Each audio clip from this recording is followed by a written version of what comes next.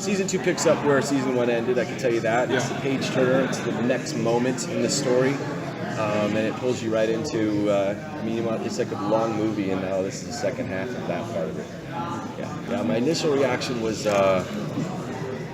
it was really kind of a strange feeling. It was like somebody coming back from the dead, almost, or a girlfriend coming back and saying, "Hey, I still want to work it out," or or some long lost family member showing up and saying, "I'm moving in." It was like, whoa! It hit me from behind, and but I was instantly excited about the idea of who was coming from. Josh, John, and Hayden. I worked with Josh in Hot Tub Time Machine, and I knew John and Hayden.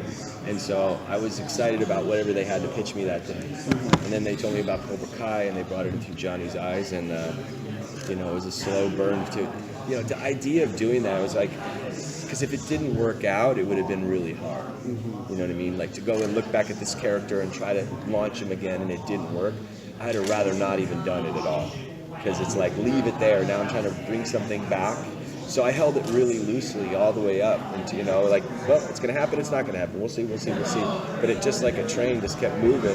Got Ralph on board, went out on the pitches. YouTube got it. It happened fast. We're up in 3 months. It was like, wow, almost a year, I guess, after we were shooting. But I mean, from the time that we had our first meeting until we were shooting was about a year. And so it was. And then I believed it, and then I stepped into it, and I loved every minute of it, and I was ready to take it to for everything I could. And it was a lot of fun and very fulfilling. Good question. Well, I always had my point of view of who Johnny was. I never saw him as the bad guy. I always saw him as his own story, and he was not all bad, and he handed Daniel the trophy at the end, and he didn't want to sweep his leg, and so I always saw this goodness in Johnny Lawrence, and at the end, I think that's part of what makes the film so round, is that there's a redemptive moment, and Miyagi liberates all these guys. I mean, all the Cobra Kais crumble at the end, and we see the Kreese is really the core of it all. But yeah, as far as How I Met Your Mother and the memes and the things that went along the way that were like little seeds in that idea, I imagine it probably helped pave some of the way for this in the public for it to land not completely from left field. And I'm so thankful for that show, How I Met Your Mother. I had the greatest time on that. And it was great too, because I wasn't playing Johnny, I was playing Billy Zabka, and there was a point of view about it, and that was truly fun and refreshing, because for 30 years, you're the biggest jerk of all time, so to have Barney Stinson celebrate him, there's a little joy in that for sure. The writers brought all that into it. I had some sayings, they presented what they wanted to do. They told me it was going to be a little bit like Bad Santa, and he was going to be Bad Sensei. And I said, okay.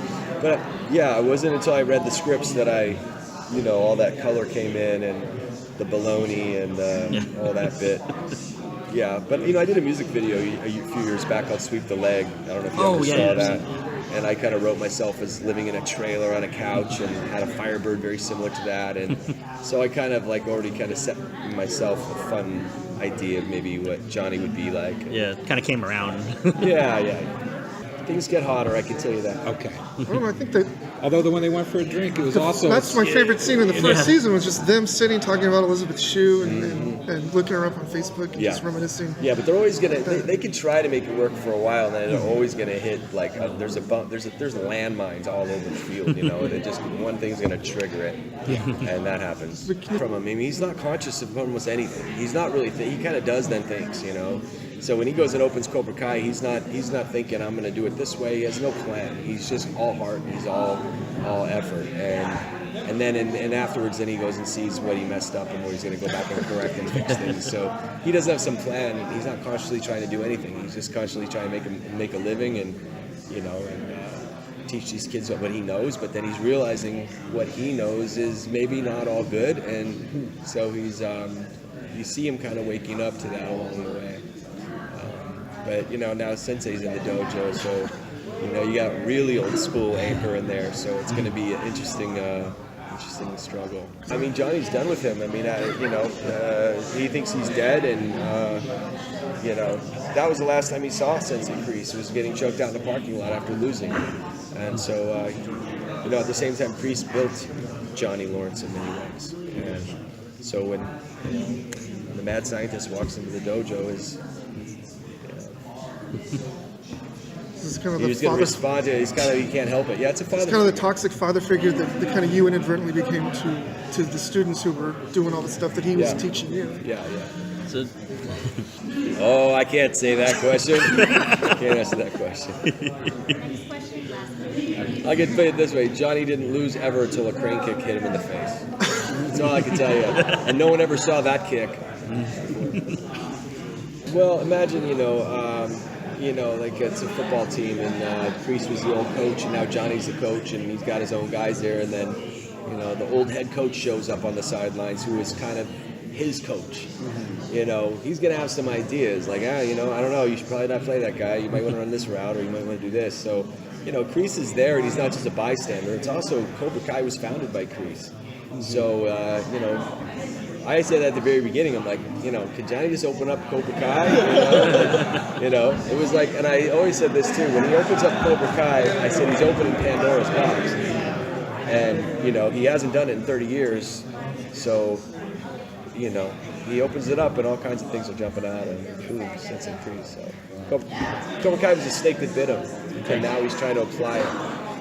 So this season is a lot about Johnny figuring stuff out and shedding some skin. So to speak. Awesome.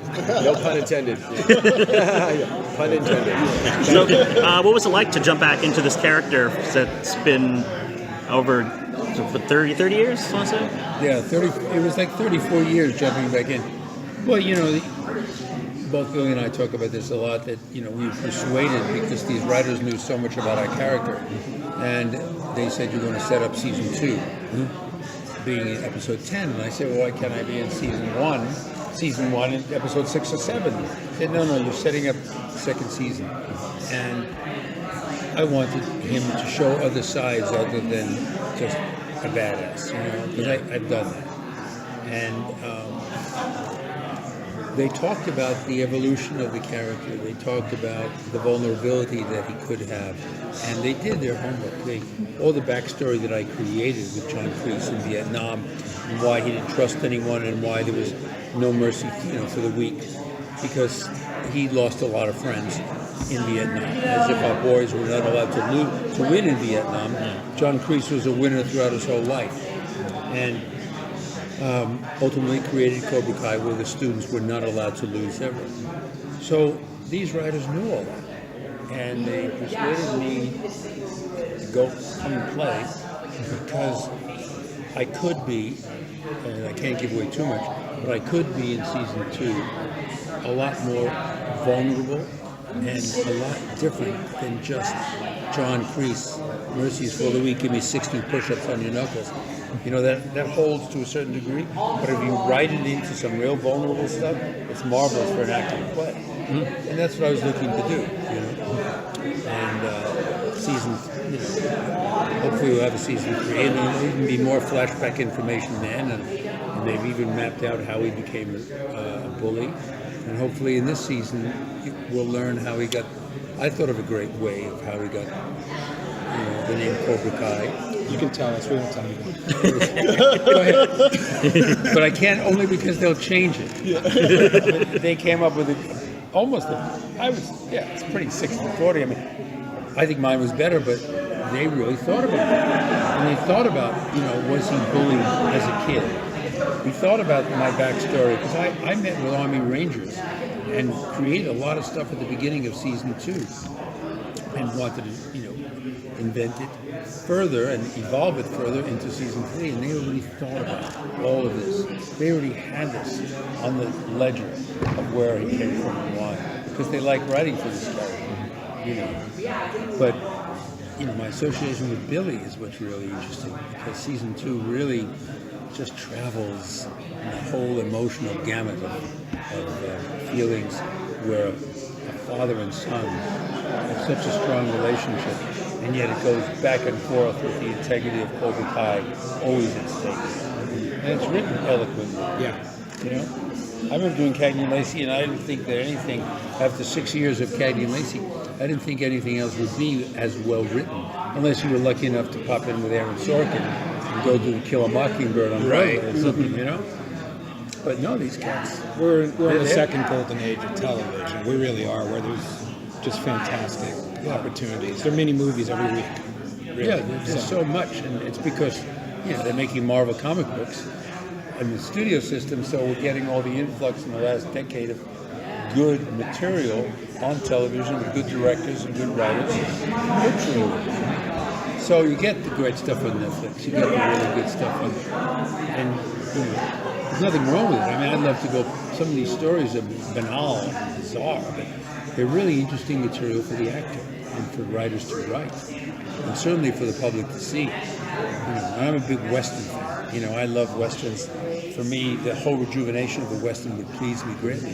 But you have to write it like either like Butch and Sundance, where there's a love affair, or you write it in a very sophisticated form. Because unless people are gray, like in the Wild Bunch, unless people are gray, it's not going to hold up. Kids are so sophisticated these days, as an audience member, that you really have to write and make it interesting. White hats and black hats don't work anymore in TV or in the movies. Well, we were Dan Tanners at a restaurant. They knew everything about our characters. They just knew everything. And when I would throw some things at them, they had answers. Well, we occasionally would do conventions, and Billy and I are good friends, and I'd see Ralph every once in a while. He lives in New York.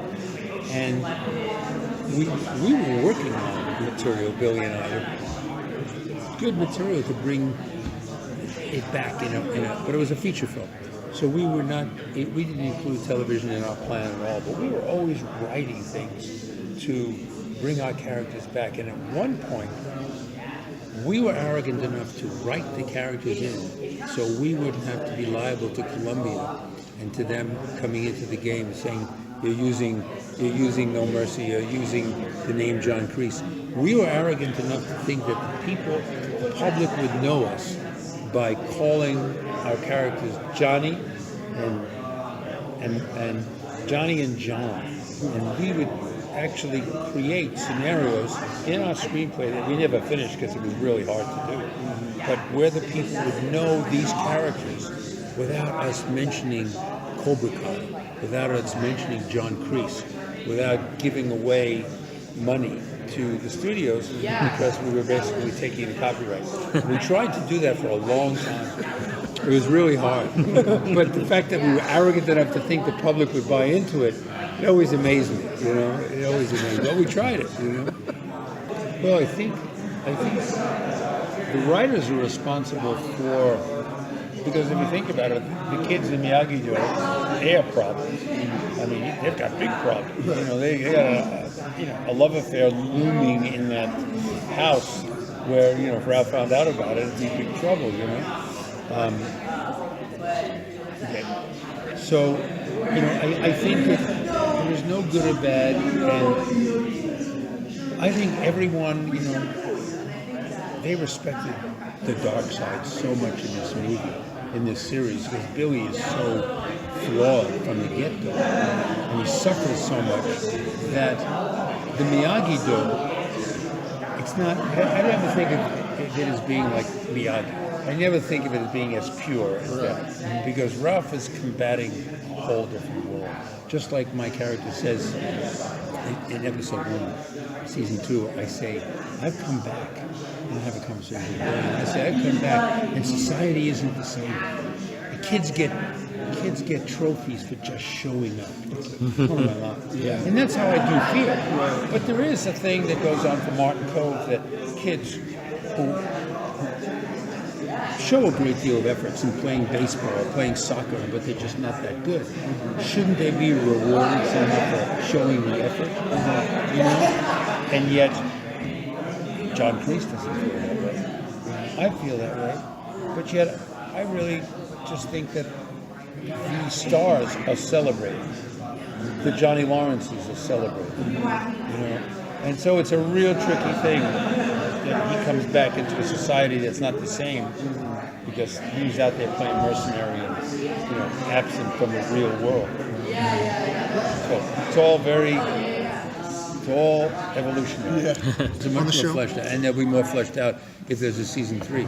They'll be much richer because you can find out about these people. And the saving grace is we have people that can write the stuff without trying to make it a cartoon, without trying to make, how hard it is writing a sequel, how hard it is, we all seen sequels that have failed. Godfather is probably the only sequel and maybe a Star Wars that we can remember. too. And I think that we're lucky enough to have people that can cultivate characters in season 3 and season 4 because they know how faulted the characters are in the show they create.